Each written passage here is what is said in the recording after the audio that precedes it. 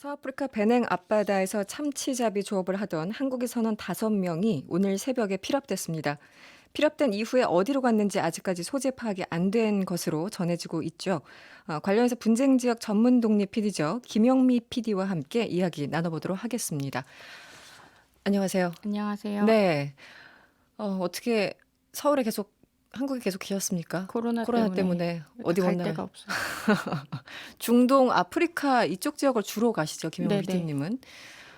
그러니까 이게 코로나가 없었으면 지금 어디쯤 계셨을 것 같으세요? 이 뭐 시기에. 아프리카나 어디 중동 어디 나라에 있을 것 어느 같은데 나라에. 네. 아마 팔레스타인에 있지 그쪽에. 않을까 네. 생각하는데요. 그렇죠. 굉장히 예전에 그 험한 곳을 주로 많이 가셔가지고 기사도 많이 봤습니다, 저는. 네, 네. 감사합니다. 이번에 피랍된 곳이 우리한테 사실 이렇게 익숙한 나라는 아닌 것 같고요. 서아프리카 베냉 지역이라고 하는데 어떤 곳인지 또 해적들이 자주 출몰하는 곳인지 전반적으로 좀 궁금합니다. 예, 네. 서아프리카 쪽은 우리가 다 들어보지 못한 나라들이 많은데 네. 주로 축구하면 많이 이름이 나오죠. 아, 세네갈, 토고, 베냉. 바로 그 토고 옆에가 베냉인데요. 그렇군요. 국가가 이렇게 좀 횃불 모양처럼 이렇게 생겨서 네.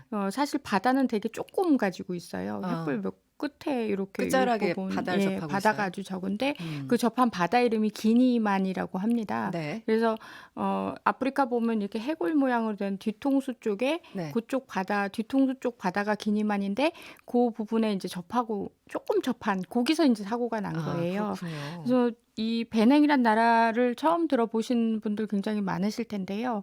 베냉은 이제 프랑스 식민지였고 네. 또 어업에 종사하는 사람들도 있지만 대부분이 농업에 종사를 많이 해요. 네. 근데 이번에 납치된 배는 참치잡이 조업을 하던 네. 배라고 들었습니다. 네. 그래서 참 그쪽 기니만에는 참치잡이 배나 새우잡이 배 등등 해서 우리나라에 숙련된 선원들의 인력들이 많이 송출되고 있는 그런 곳입니다. 그렇군요. 이번에 그 이제 곳곳에서 이런 사건들이 발생한다고 들었는데, 일단 피랍이 되면 기본적으로 어떤 상황들이 전개되나요? 과거에 어떤 통계적으로 보면 피랍이 됐다가 뭐 당분간 연락이 끊길 수도 있고 아니면은 내가 이 일을 저질렀다고 나선 사람들이 있을 테고 뭐 금품 요구를 한다던가 이런 어떤 매뉴얼이 있을 것 같은데요. 일단 해적질의 매뉴얼. 예, 네. 해적의 오리지널은 소말리아였죠. 그렇죠. 근데 이게 서아프리카 쪽으로 옮겨간 이유는 가난 때문입니다. 그래서 어, 원래는 이제 농부를 하거나 어부를 했어야 하는 사람들이 네. 가난하기 때문에 잘못된 부업을 선택하는 거예요. 그래서 아, 그들은 그게 범죄라고 몰라요.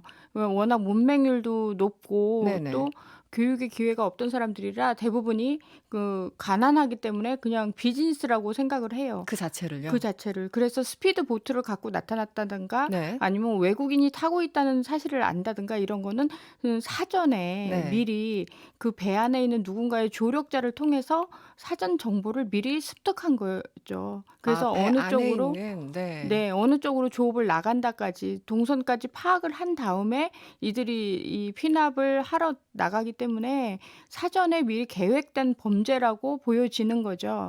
그래서 음, 이 서아프리카 쪽이 최근에 굉장히 더 가난해졌어요. 원래도 가난한데요. 네네. 제가 아프리카에서 데일리 브레드라는 영어를 처음 들어봤어요. 데일리 브레드요? 그게 하루 벌어 하루 먹는다는 뜻이래요. 그렇군요. 근데 음, 에볼라가 한때 네네. 휩쓸었거든요. 근데 이 서아프리카 고지역만 그 에볼라가 난리가 났었어요. 음. 그리고 최근에 이제 코로나 때문에 봉쇄령으로 이들 나라들이 전부 다 살지를 못할 정도로 경제가 굉장히 심각한 바닥을 치고 있는 상황입니다. 아, 제가 작년 같은 경우에도 굉장히 심각하다고 했는데 올해 코로나로 더 더, 심각한 경제 어, 위기가 왔고요. 아프리카에 있는 사람들도 옛날처럼 그냥 정글에서 나무 열매만 따먹는 게 아니라 도시의 맛을 알아요. 네. 핸드폰을 알고. 그래서 어, 현금을 많이 추구하는 젊은이들이 많아졌고 그러다 음, 보니까 하루 벌어서 하루 먹더라도 도시에 가고자 하는 젊은이들이 많아졌고 그래서 네. 이들 사이에서 경제적인 어떤 바닥을 침과 여기서 목마름이 생긴 거죠. 그래서 이렇게 한탕을 하게 되면 현금을 만질 수 있는 비즈니스라는 인식들이 많기 때문에 음, 앞으로도 기니만 쪽에서는 굉장히 많은 해적 사건들이 계속 있을 것 같다는 불안한 예측이 들고요. 네. 그러니까 이게 상당히 그러지 않아도 가난했었는데 지금 음. 코로나 때문에 상태는 더 심해졌고 이들은 또 문맹률이 높은 상황이기 때문에 이걸 해적질을 해도 이것이 특별한 범죄, 나쁜 짓이라고 생각하지 않는 그래서 계속 반복적으로 일어날 수밖에 없는 그런 구조적인 상황. 이라고 설명을 해주신 거죠. 네. 그런데 이번에 어선에 30명의 선원이 타고 있었는데 무장 세력은 한국인 선원 5명 그리고 가나인 선원 1명을 그래서 총 6명만 납치를 했다고 합니다. 이거는 어떻게 봐야 될까요? 베냉 사람이 봤을 땐 가나도 선진국인 거예요. 아, 그렇군요. 그 네. 저번에 그 새우잡이 어선이 잡혔을 때도 인도네시아 사람, 세네갈 사람도 같이 잡아갔거든요. 네네. 그들이 봤을 때는 인도네시아 사람도 선진국 사람이고 어, 세네갈 사람들도 선진국 사람인 거예요. 그래서 이렇게 봐서 돈이 협상을 했을 때 돈을 줄 만한 사람들만 데리고 갔던 거라고 저는 추측이 되고요. 네. 이 기니만 쪽에서 생겨나는 납치 사건들이 계속 늘어나는 이유 중에 하나는 그쪽에 외국인들이 조업하고 있다는 사실이 널리 알려져 있기 때문이에요. 네네. 가난한 데다가 외국인들이 거기서 조업을 한다라는 사실을 인지하니까 이들이 그 한탕주의 그 비즈니스에 음, 자꾸 그 유혹에 빠지게 되는 거죠. 네네. 그래서 이들의 이런 행위를 정당화하는 게 아니라 그들 입장에서 생각했을 때 그렇다는 거죠. 네네. 그래서 그들에게 이게 범죄라는 사실을 인식시켜주는 자체가 굉장히 힘든 상황이에요.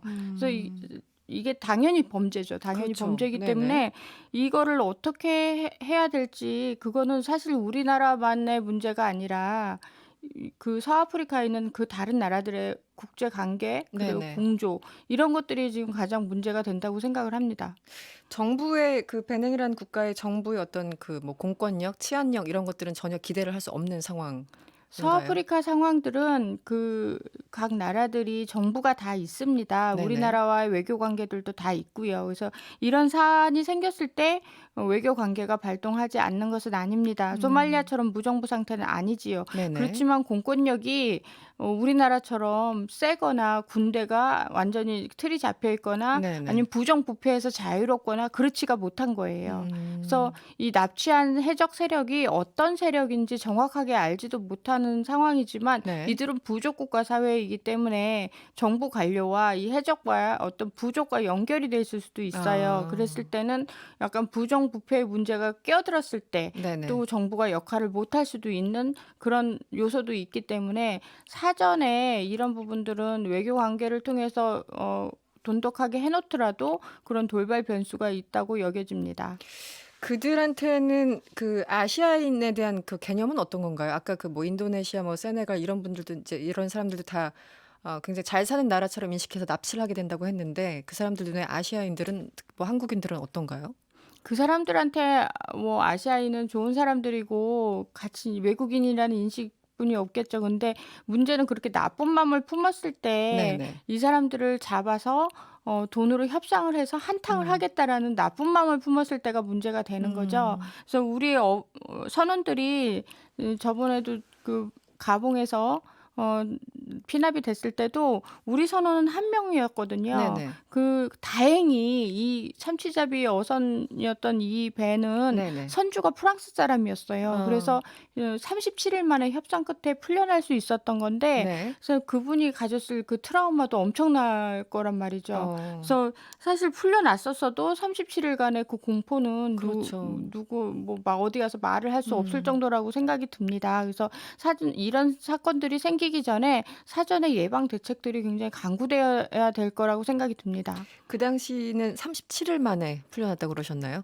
그 당시는 어떻게 풀려나게 된 거죠? 그러니까 선주인 프랑스 사람이 네. 그 납치 사건에 대해서 이제 협상에 나섰고 네. 그래서 협상금을 선주가. 주고 네네. 풀어난 걸로 저는 알고 있습니다.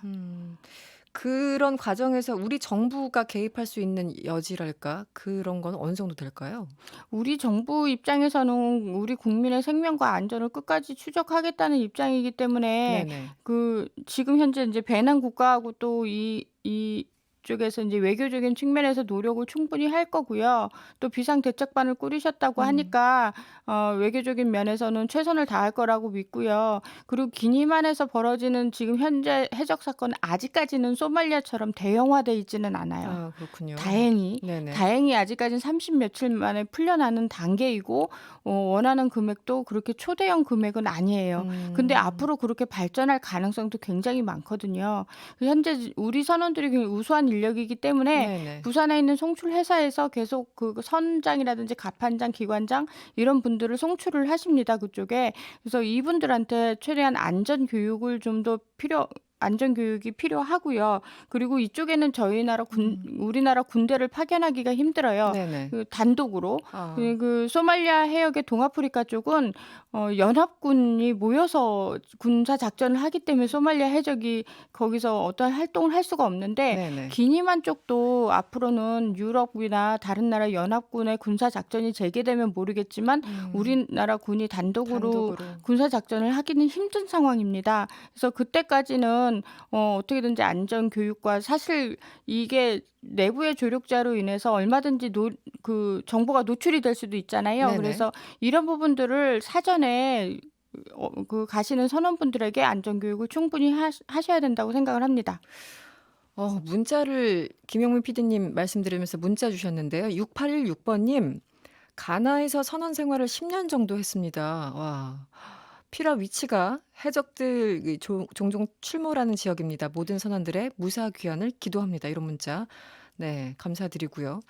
이게 그 외교적으로 보면 이제 기본 원칙이 교과서에 나오는 얘기지만 이 테러리스트들과는 협상하지 않는다는 기본 원칙은 있지 않습니까? 그런데 이제 계속 이런 일이 발생하면 정부 입장에서는 일단 우리 국민의 안전과 생명이 가장 우선이니까 일단은 데려와야 되고, 그런데 계속 협상을 해서 돈을 주다 보면은 그쪽에서는 또 내성이 생겨서 같은 일을 반복하고, 이 충돌이 굉장히 있을 것 같은데. 금액이 초대형화돼요, 나중에. 그걸 우리가 그렇죠. 소말리아 해적 그 사건에서 봤고요.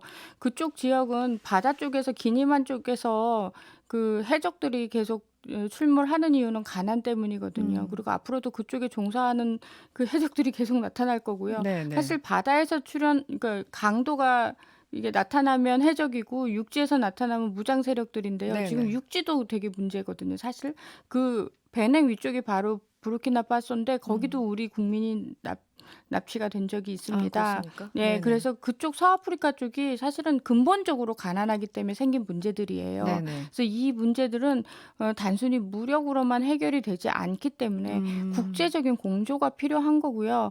사실 이 무장 강도들, 스피드보트 이런 거는 해적들의 공통어잖아요. 네네. 그래서 이런 거를 대상으로 해서 국제 공조를 통해서 어떻게든지 해적이 출현하지 않도록 그쪽에 군사 작전이 사실 필요한 거죠. 사실상 알겠습니다. 7084번님, 역시 김영미 PD님 정보 짱입니다. 이렇게 응원 문자. 저는 가봤으니까요, 거기를. 네, 저도 김영미 PD님 팬이어서 오늘 아주 재밌게 잘 들었습니다. 관련해서 외교부가 비상대책반을 꾸리고 대응에 나섰다고 하니까요. 좋은 소식 있기를 기대하면서 지금까지 김영미 PD였습니다. 오늘 고맙습니다. 네, 감사합니다.